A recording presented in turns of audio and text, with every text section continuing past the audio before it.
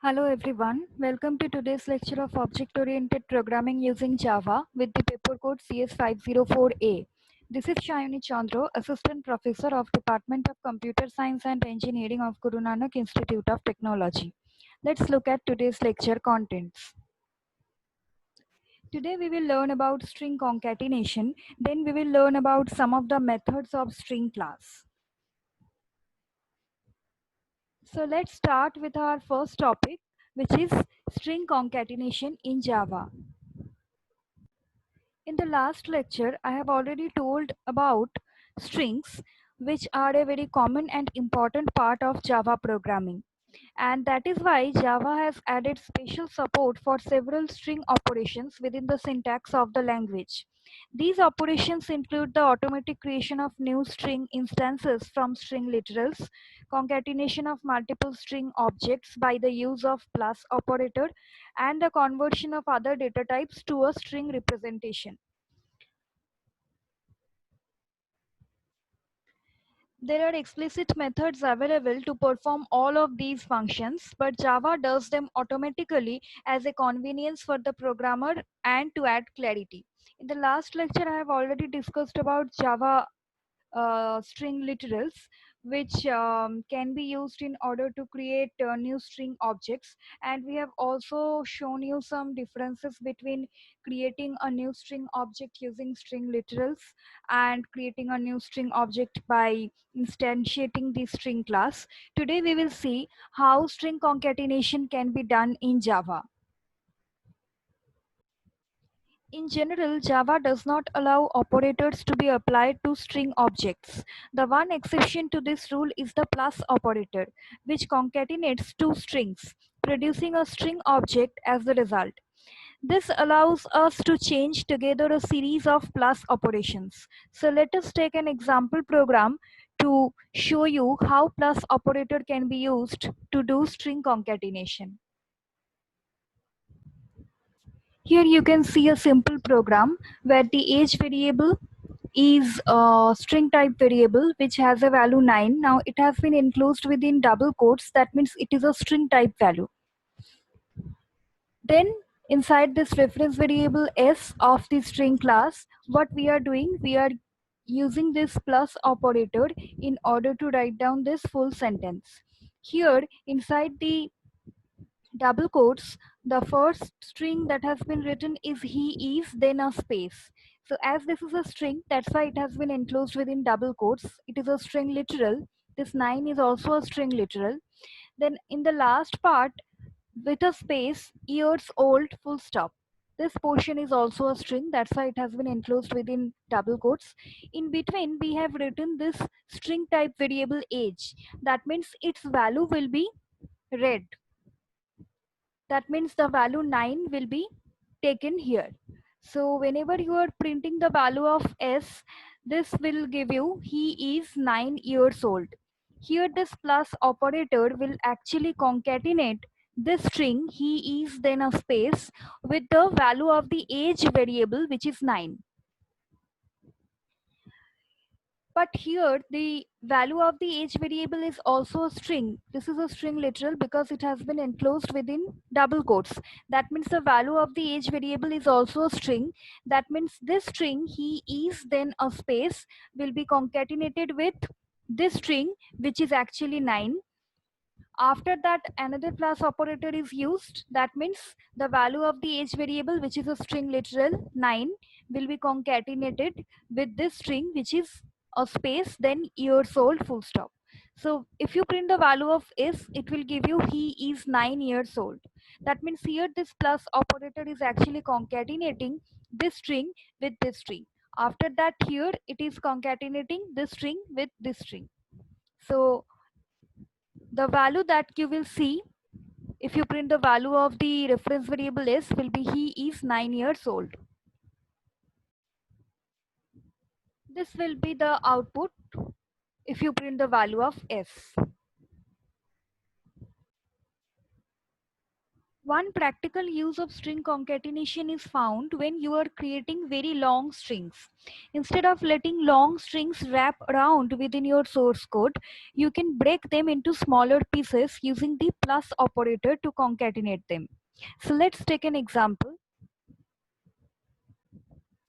So this is an example program where we have used the plus operator in order to prevent long lines in a program. Here you can see that this could have been a very long line that would have wrapped around, but string concatenation prevents this.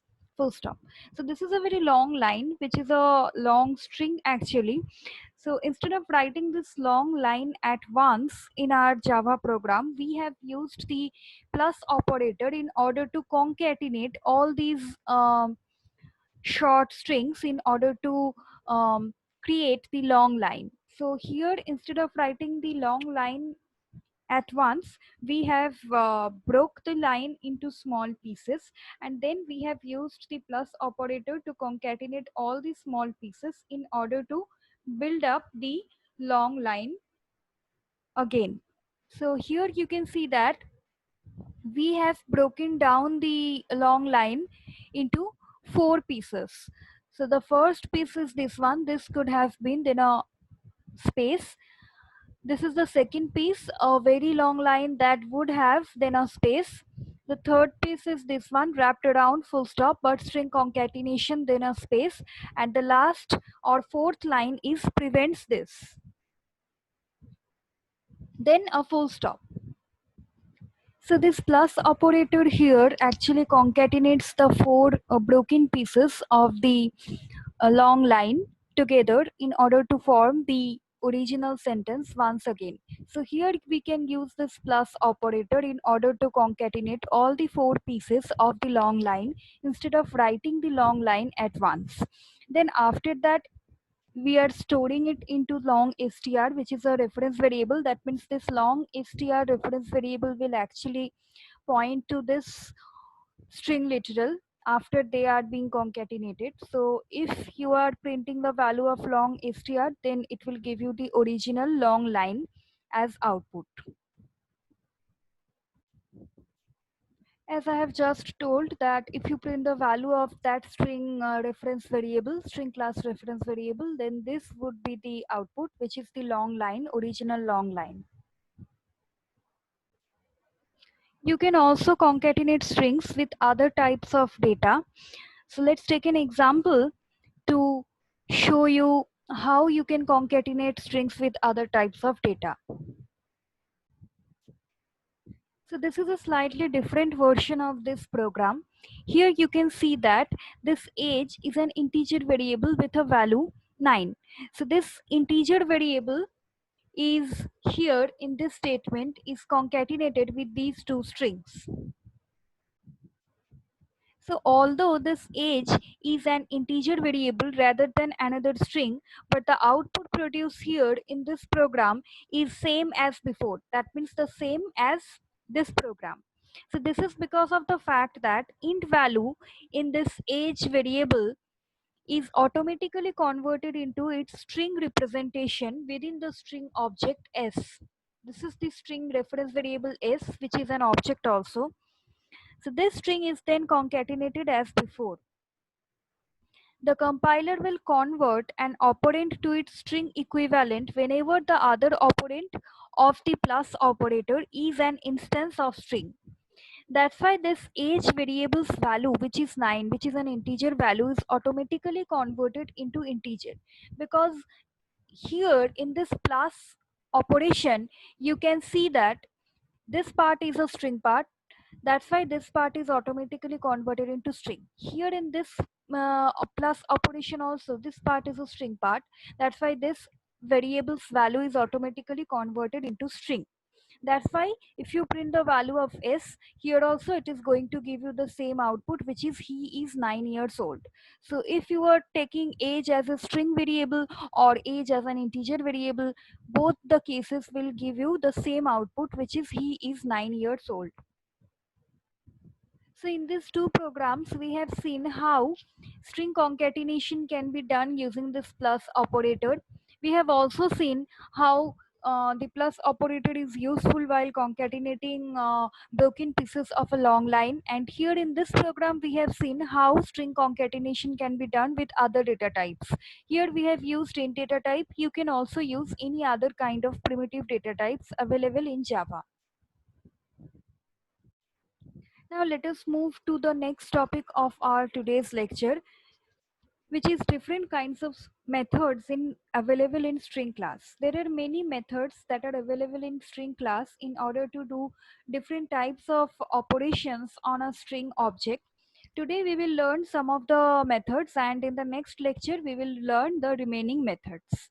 So let us first start with the first method of today's lecture, which is the length method that has been used in Java program in order to calculate the length of a string.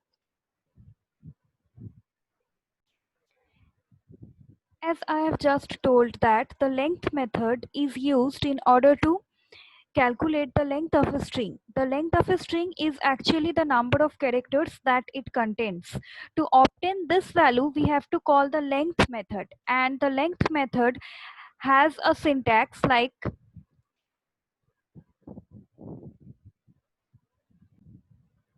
this. This is the syntax of using the length method. The length method will always return an integer value because it will count the number of characters present in a string. So the count will always give you an integer value. That's why the return type of the length method is by default int. And this is the syntax of the length method. Here you can see a simple program. I have not written the full program. It's a piece of code actually. Here you can see this is the chars array, which is a character type array. It has 3 characters inside it. So the length of this array is 3. This is the string class reference variable, which will actually hold the string object, and the string object here has been created by instantiating the string class. And here inside the string class constructor we have passed the chars array. And after that, in the next statement, this is a simple system.out.println statement, and the length method has been used on the string class object. Here you can see that all the methods that are used in a string class will be applied on the objects of the string class. Here also you can see that the length method has been applied on the string class object, which is denoted by the reference variable s. So here we can see that the string has been created using the reference variable of string class s. So s here points to the object that has been created inside the heap memory, which contains abc. So the length will be 3 here. That means the number of characters that are there inside the string. We can see that by using this statement, we have created the string object which has a value abc. ABC has 3 characters inside it, so the length of this string object will be 3. So if you print the value of this, that means if you call the length method on the string object s, it will give you 3. So it will just print the value 3 and nothing else. This is how you can use the length method on a string object. Let us move on to the next method of our today's class, which is the toString method. This is a very important method which are used on string objects. If you want to represent any object as a string, the toString method comes into existence. The toString method returns the string representation of the object. If you print any object, Java compiler internally invokes the toString method on the object in order to print its value. So overriding the toString method returns the desired output. It can be the state of an object, or it can be anything that depends on your implementation. Now the main advantage of using Java's toString method is that by overriding the toString method of the object class, we can return values of the object. So we don't need to write much code. Now, I have not taught you about the method overriding concept because it comes in the inheritance chapter. So when we will learn inheritance, then I'll explain the method overriding in detail. But as of now, you just keep in mind that in order to use the toString method in your code, you have to overwrite the originally available toString method that is there inside the java.lang package. As I have already told, that string is a class which is already defined inside the java.lang package. So all the methods that are applicable on a string class object are also already defined inside the java.lang package, which is a system defined package of Java that I'll discuss in detail in the package chapter. So this toString method or the length method that I have just discussed is also inside the, and they are also inside the java.lang package. So this toString method will actually convert any object into its string representation. So this is the main advantage of using toString method in a program. So if you want to use the toString method in your program on your own, you have to override the originally available toString method inside the java.lang package. Otherwise, if you just want to print the value of an object, Java compiler will automatically call the toString method, which is there inside the java.lang package, in order to print the value of the object. But if you want to print the value of the object as something else as output, if you want to show something else as output by printing the value of the object, you have to call the toString method in your program by writing the code of the toString method. That means you are actually overriding the toString method, which is already available inside the java.lang package. Now, what makes it overriding, that I'll discuss you in the method overriding concept in the inheritance chapter.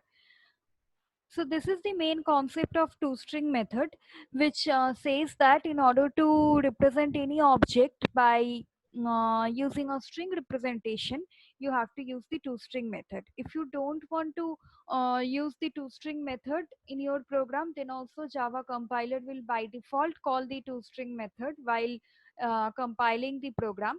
But if you want to change the output of the object, if you want to show some different output by printing the object, you have to call the toString method in your program. This is the syntax of the toString method. As because toString method will convert every object in a string, or it will give every object a string representation, that's why its return type is set as string by default. So let us do a program which will show you how Java compiler internally calls toString method in order to print the value of an object. So this is a simple program where this is the main class test4. These are the three instance variables of the class. Roll number is an integer variable. Name and city are two string variables. This is the test4 class constructor, which is a parameterized constructor. These are the parameters of the constructor, and these are the value assignment statements, which will assign the values of these parameters into these instance variables. Here you can see that the instance variables and the parameters names are same. That's why we are using this keyword in order to prevent instance variable hiding. Then this is the main class. Here we have created two objects, s1 and s2. Although we are in the same class test4, we have to create the object of object s1 and s2, because we want to show you how to print the values of objects and what will happen when we print the values of objects. So the two objects of the test4 class have been created, which are s1 and s2, and these are the values, different sets of values we are passing. So in the first pass, 101, Raj and Lucknow, these values will be passed into the parameters roll number, name and city respectively. And then they will be passed into these instance variables respectively. And in the second object, we are passing these set of values into these instance variables by passing them into these parameters. Now, lastly, we are using two system.out.println statements in order to print the values of the two objects s1 and s2. Now, whenever we will print the values of these two objects, when this statement will be executed, the compiler will automatically call the toString method on the s1 object, by this. That means this will be the form of calling the toString method on this S1 object by default or internally by the compiler. This will be done by the Java C compiler. You don't have to do this. And by calling this toString method on this S1 object, the compiler will actually print the value of the S1 object on screen. And similarly, the same thing will be done for the second object S2. By calling the toString method on the S2 object, the JavaC compiler will internally do this. By calling the toString method on the S2 object, it will print the value of the S2 object on screen. Now let us execute the program to show you the output of the two objects that the compiler will print. Here you can see that the two values of the objects are being printed.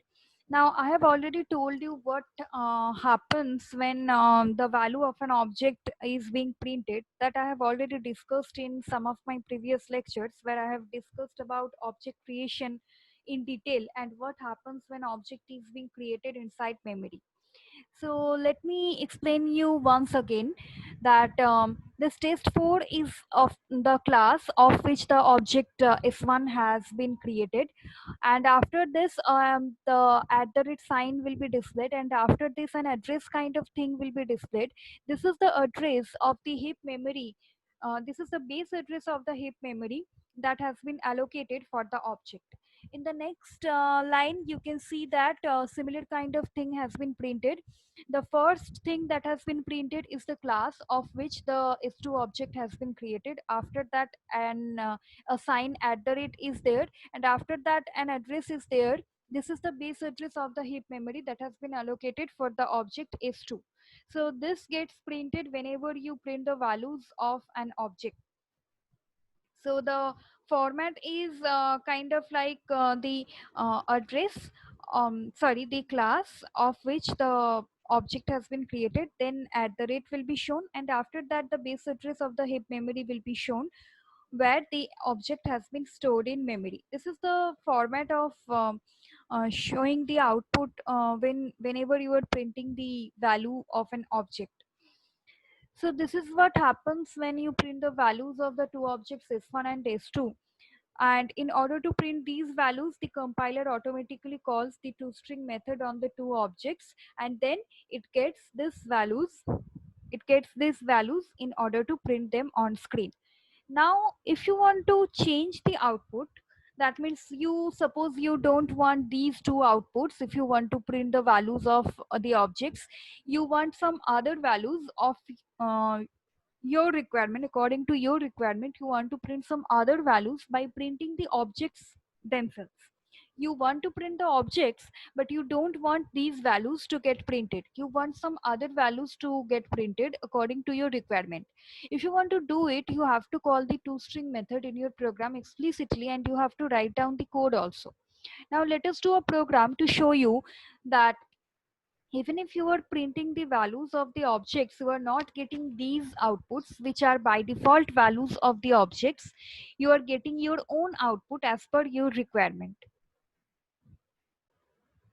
This is the same program that I have written, but I have added a toString method here. That means here we are actually overriding the toString method that has already been defined inside the java.lang package. Why we are doing this? We are doing this because we don't want to print the values of the objects, the default values of the objects, which are actually hash code values or addresses. We don't want that as output. We want to print the actual values of the object. Here the actual values of the objects are these are the actual values of the objects, and we want to print these values by printing the values of the objects. We want this. We don't want the addresses to get printed if we print the values of the objects. So if you want to print the actual values of the objects, which are these actually, you have to override the toString method in your program. Overriding here means that you have to write down the toString method in your program explicitly, and you have to write down some code for that as per your requirement. As I have just told that we want to print the values of the objects, actual values of the objects. Now by using these objects s1 and s2, we have passed these values into the instance variables. So we want these values to get printed. We don't want the addresses to get printed whenever we print the values of s1 and s2. Now if we want these values to get printed, then we have to write a statement like this inside the toString method. This is the toString method. This is the return type of the toString method, and we know that the toString method gives an object a string representation. That's why the return type is string. And here we have written public. That's because of the reason that the toString method is by default public in nature, which has already been defined inside the java.lang package. So as it is already public in nature, so while overriding it, we have to use the same access specifier public here. Otherwise, if you don't use public here, that means it will be treated as default, which will be of lesser priority than public. Then it will not do the overriding process. Now these are the concepts of method overriding that I'll discuss in detail while explaining method overriding. So as of now, you just keep in mind that you have to give it public here, because the toString method is by default made public by inside the java.lang package. So while using it in your own program, you have to write down the same access specifier, otherwise it will not work. And as I have just told that the toString method will actually convert an object into a string. So how will you do this? You have to return some value, and the returned value should be of string type, and that's what we are writing here. The roll number will be concatenated with this space, will be concatenated with the value of the name variable, will be concatenated with this space, then will be concatenated with this value of the city variable. Now here you can see that this name is a string variable. It contains string data. This city contains the string data. So the roll number will also be converted into string. As I have just explained while explaining string concatenation, that if one of the instances of the plus operator is string, then the other instance will also be converted into string, whether if you are using any primitive data types for that variable. So even if roll number is int, so it will be automatically converted into string, because the other values are of string types. That means the whole thing will be returned as a string type data. So that's why the return type is string, because this method will return some string type data, and this is the data that it will be returning. Now returning to whom? Returning to obviously the main method. Now inside the main method, it will be returned to where? It will be returned to here. The value will be returned to here inside the objects. That means when we are using these set of values for the S1 object, the Java compiler will call the toString method by default, as we know that. But whenever it will see that a representation, explicit representation of the toString method is defined inside the program itself, so it will not call the default toString method.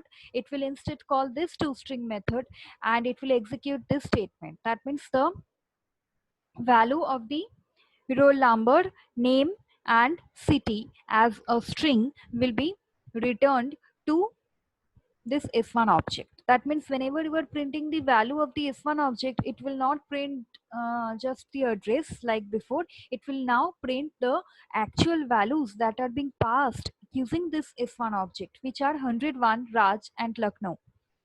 The same thing will happen for the second object s2 also. Whenever this object will be printed, the compiler will call the toString method, and whenever it will find out that a representation of toString method is there inside your program, so it will call this toString method, and this statement will be executed by the compiler then. That means these values will be returned to this s2 object. So these are the values that we are passing using the s2 object. So actually these values will be returned to here. So if you print the value of s2 here, then it will print the values of these roll number, name, and city. So it will not print just the address, it will instead print the actual values of the object. So this is how you can use the toString method in your program on your own explicitly in order to print the desired values of the objects instead of just printing the addresses. So let's execute the program to show you how useful this toString method is in order to print the um, appropriate values of the objects without just printing the addresses of the objects that it normally does if you don't use a toString method in your program. So this is what the output should look like. These are the actual values of the objects that we want to get printed, and this is what we can do using the toString method in our program by overriding the toString method in our program or writing the toString method in our program explicitly. So this is a very useful concept which can be used in string class, which will give you the opportunity to print the values of the objects by directly printing the values of the objects and using the toString method on those objects explicitly. So let us move on to the next method of string class, which is char@at method. The string class provides a number of ways in which characters can be extracted from a string object. Now today we will discuss about the char@at method that can be used to extract a character from a string object. Although the characters that comprise a string within a string object cannot be indexed as if they were a character array, many of the string methods employ an index or offset into the string for their operation. Like arrays, the string indexes begin at 0 also. So let us discuss the char@at method now that can be used on a string object in order to extract a particular character.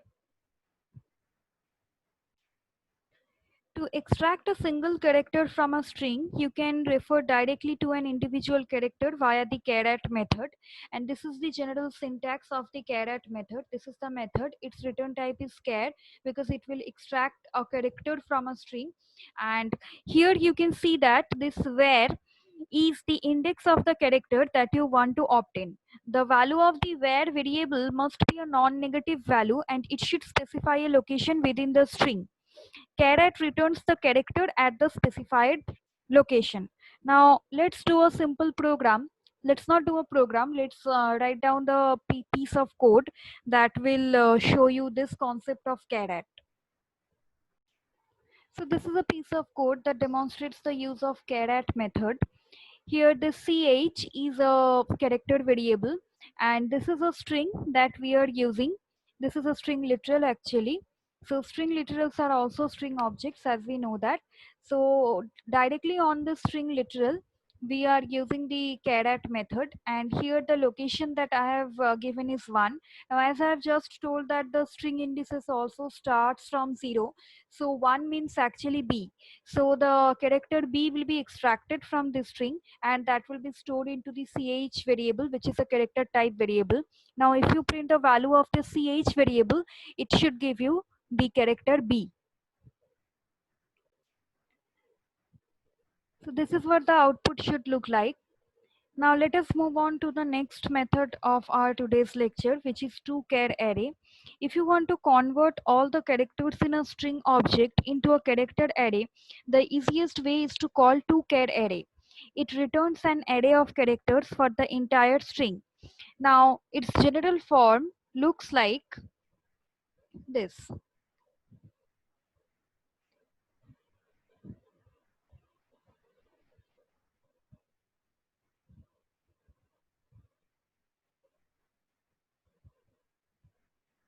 So this is the general form of the toChar_array method, and this is the return type of the toChar_array method. As because it will convert a string object into a character array, that's why the return type is char.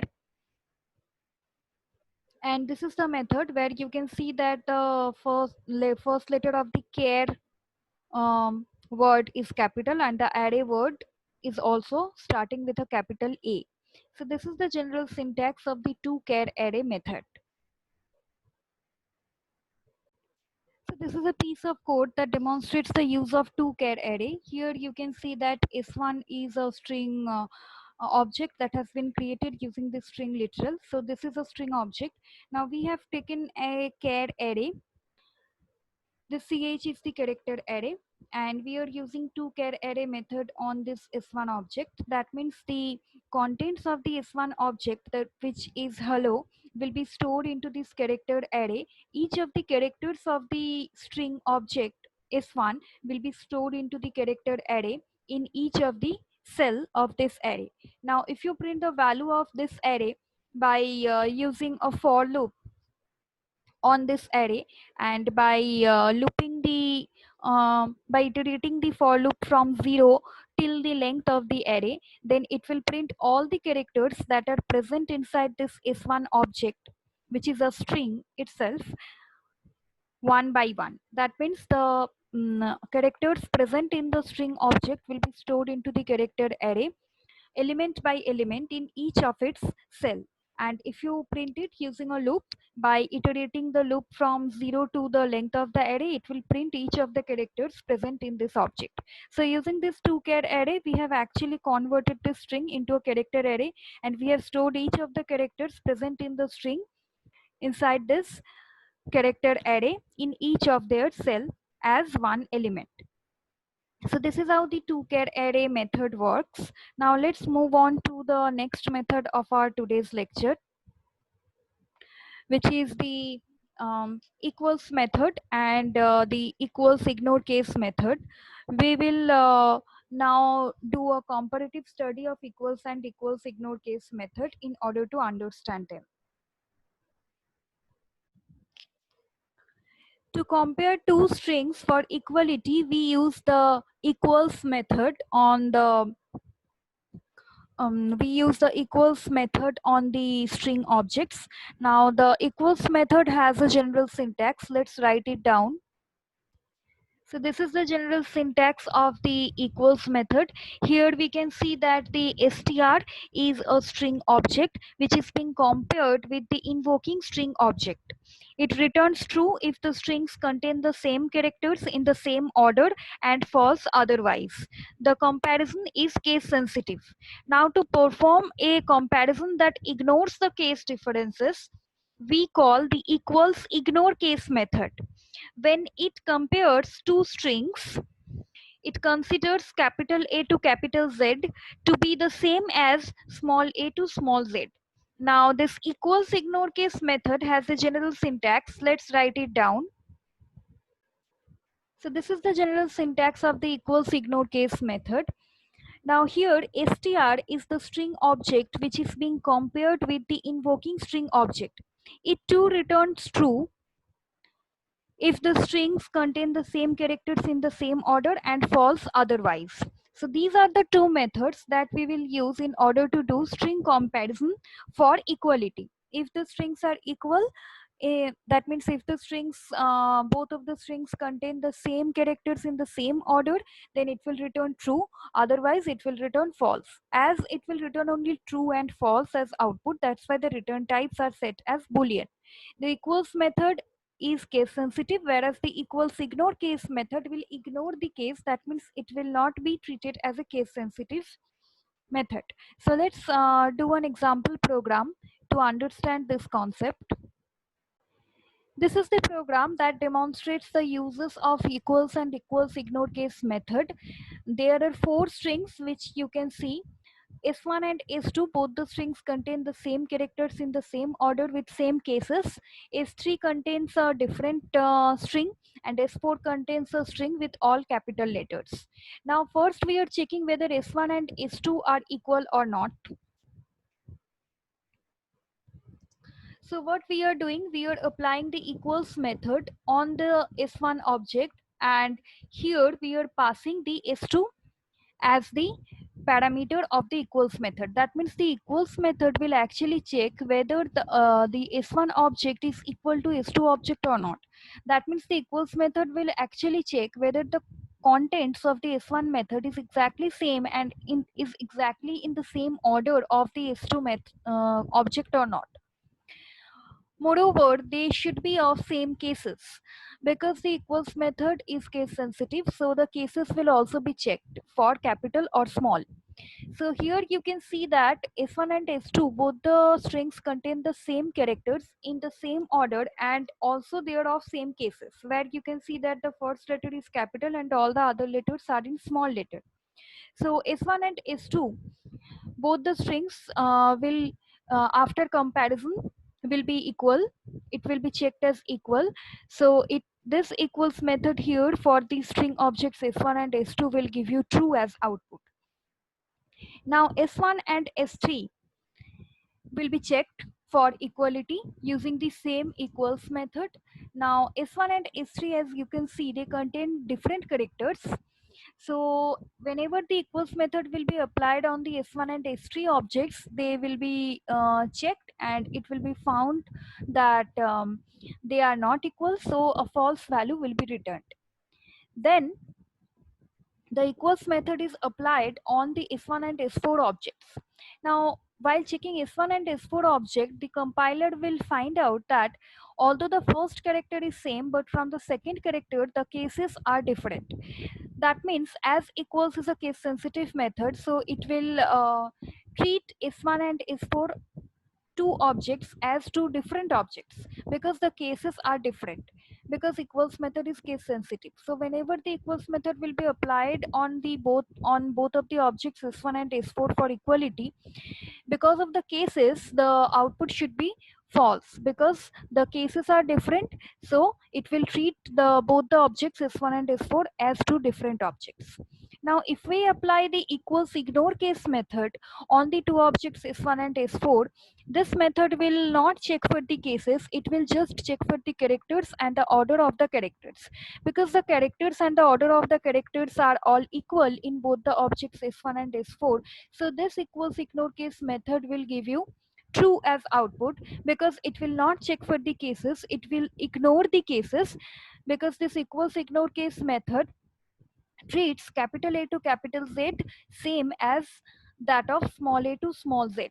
That means whether it is small or capital, that will not matter. Which matters is that whether the letter is same or not, and whether the order placed whether the order of both the order of the characters placed in both the objects are equal or not. So equals ignore case method here in this case will give you true as output if it is applied on both the objects S1 and S4. So let us show you the output. As I just told that S1 and S2 both contains same characters in the same order and the cases are also same. So applying equals method will give you true. S1 and S3 both contains different characters, so applying equals method on both of them will give you false. S1 and S4, although both of them contain same characters in the same order, but the cases are different, so equals method will give you false. But equals ignore case method will give you true because equals ignore case method doesn't check for cases, it will only check for the characters and the order of the characters inside both the string objects. So this is how equals and equals ignore case method works. Now let's move on to the last comparative study of our today's lecture, which is for the two methods. Not for the two methods, one will be a method and another will be an operator. So this program demonstrates the difference between the equals method and the equality operator. We know that in case of equality operator, we use the equal to sign twice. This operator has been used in several programs previously in my lectures, inside the if statement or wherever you have used some operations like some checking of some equality, you have used these operator. Now you must have to know what is the difference between this equality operator and the equals method. You have to understand that the equals method and the equality operator perform two different operations.